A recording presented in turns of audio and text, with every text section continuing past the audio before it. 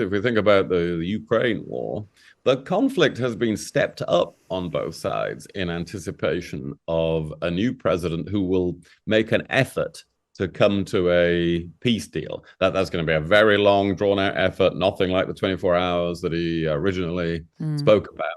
But that means everybody has to position themselves. The Russians have been trying to grab more territory. The Ukrainians have been striking back harder in order to get themselves positioned. So yes, in some cases it leads to a resolution of conflict, but in other cases it's leading to an escalation of conflict, the anticipation of a new president. We're going to move on and talk about Donald Trump now. It is only 6 days until he becomes president of the United States of America for the second time.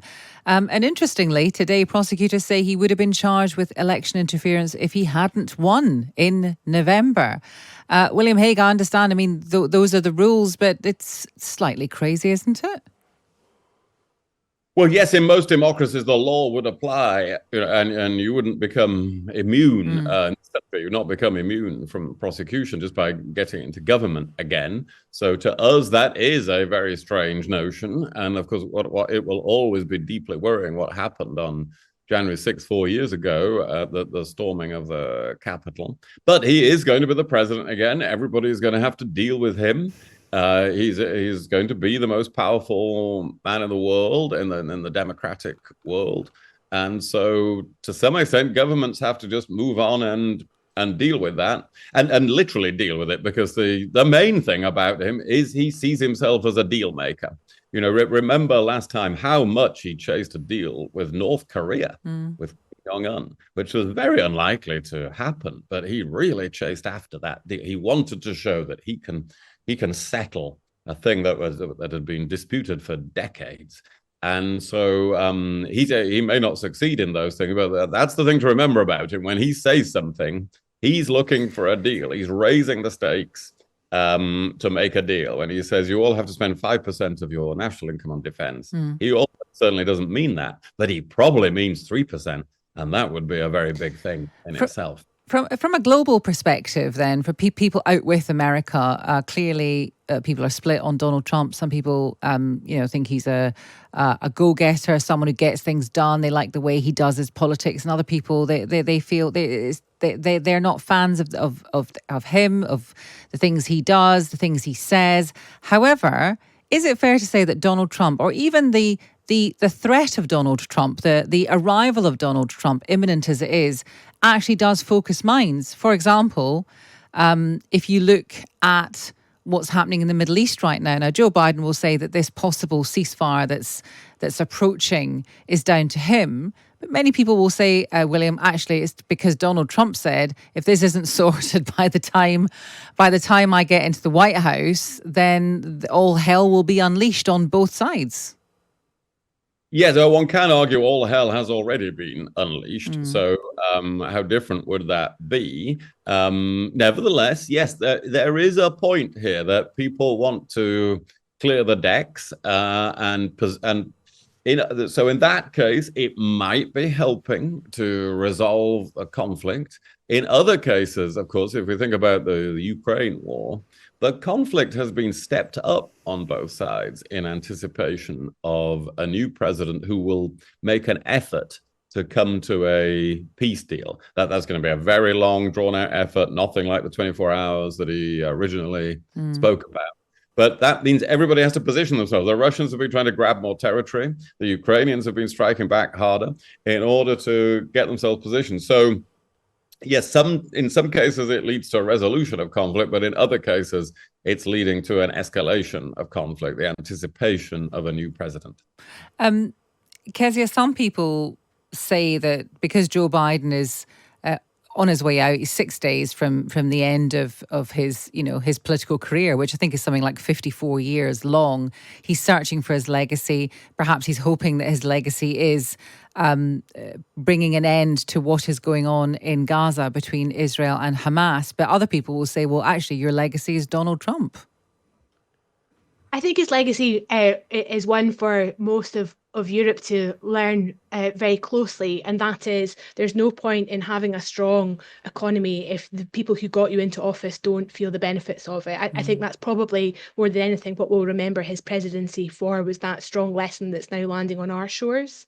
Of course, there are a lot of other significant achievements, in his time served, but that feels like the most pertinent right now. What do you think, William, about just finally on this? Because as I say, we are 6 days away. Is there something perhaps that we haven't?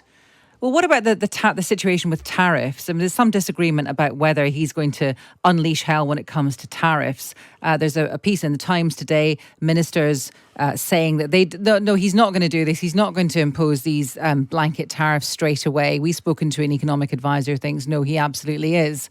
I mean, does he think about things like the inflationary aspect of that at all? Or is it very much about, well, I said I was going to do this, so I'm going to do it? He does think, or at least his advisors think about the inflationary aspect, and they just don't agree with us when we say, oh, if you put tariffs on all things, inflation will go up. That actually isn't the view of the people around him, because they say, well, actually, in the case of the United States, it doesn't import most of the goods and services that people buy in the United States. They're much more homegrown. And so it doesn't add that much to inflation. And inflation depends on how much money you pump into the economy, not on tariffs, and that's why Biden ended up with a lot of inflation. So it's not that they are ignoring that, it's that they just have a different view about what causes inflation, and therefore we should be pretty worried, because those advisors do want to go for pretty sweeping tariffs on most of the world. Maybe the UK can get a carve out from that. It's a high priority for the government to do that. But I think we should expect more rather than less on what will happen on tariffs in the next few weeks from Trump. Which might not be good news for the UK economy. Geopolitical opportunities we've created to keep bringing countries together. Before I took office, 9 NATO allies were spending 2% of their GDP on defense. Now 23 are spending 2%. And look at the Indo-Pacific. We've made partnerships stronger and created new partnerships to challenge China's aggressive behavior and to rebalance power in the region. We did it, what few thought was possible, to build the first ever trilateral partnership between the United States, Japan, and South Korea. Offshore artificial intelligence, as he once did with computer chips. We helped Ukrainians stop Putin. And now, nearly three years later, Putin has failed to achieve any of his strategic objectives. He has failed thus far to subjugate Ukraine, failed to break the unity of NATO, and failed to make large territorial gains.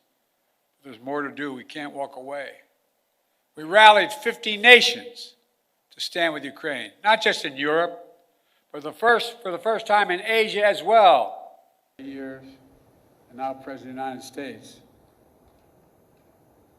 And now, look at Iran. Did you ever think we'd be where we are with Iran at this moment? After those despicable attacks by Hamas on October the 7th, Iran directly attacked Israel twice with hundreds of ballistic missiles and drones. And twice they failed because the United States organized a coalition of countries to stop them and ordered U.S. aircraft to come to the defense of Israel. Now, Iran's air defenses are in shambles. Their main proxy, Hezbollah, is badly wounded. And as we tested Iran's willingness to revive the nuclear deal, we kept the pressure with sanctions. Now Iran's economy is in desperate straits. The only country on earth founded on idea. Every other country is founded on geography. Just take a look at Syria. President Assad was both countries' closest ally in the Middle East. Neither could keep him in power. Quite frankly, neither really tried very hard. Now, I cannot claim credit for every factor that led to Iran and Russia growing weaker in the past 4 years. they did plenty of damage all by themselves. But Israel did plenty of damage to Iran and its proxies.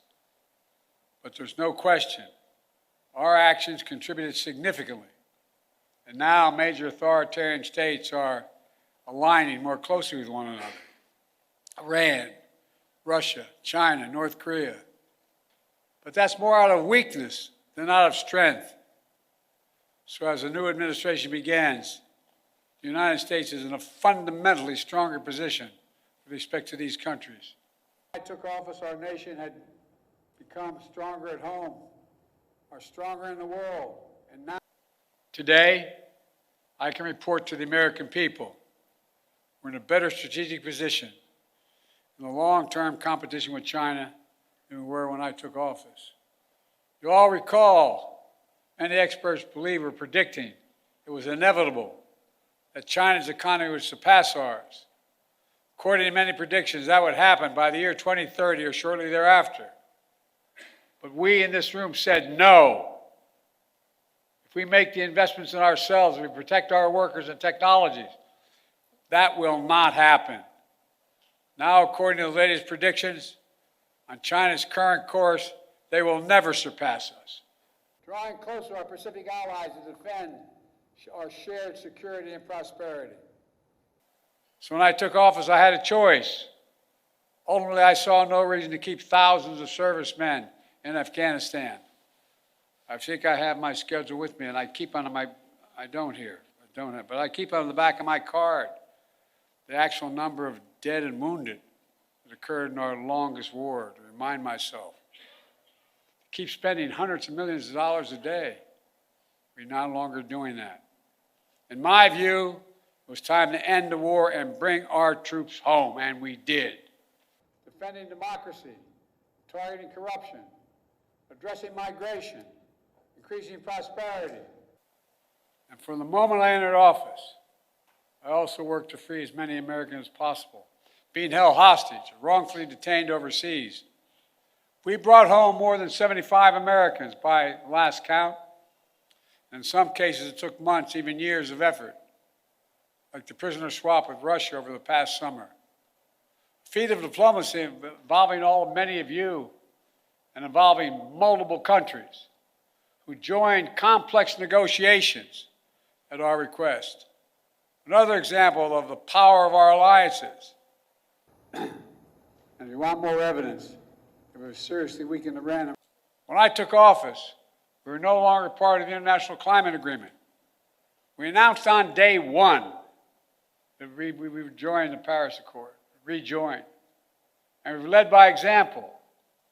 We've conserved hundreds of millions of acres of land and water, more than any president in American history, making investments in clean energy and convincing other nations to join us.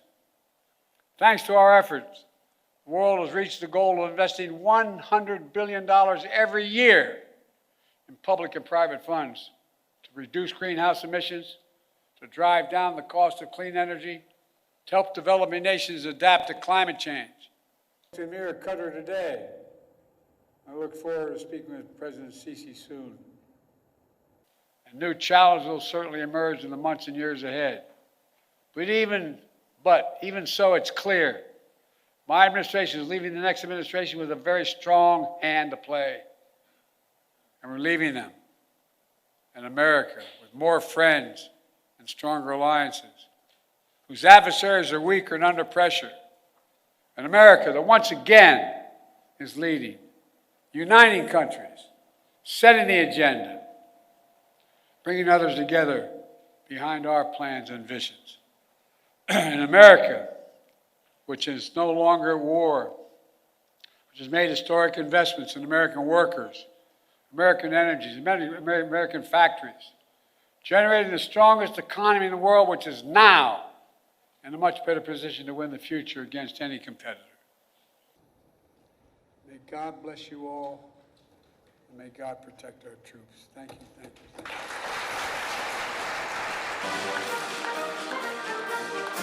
you.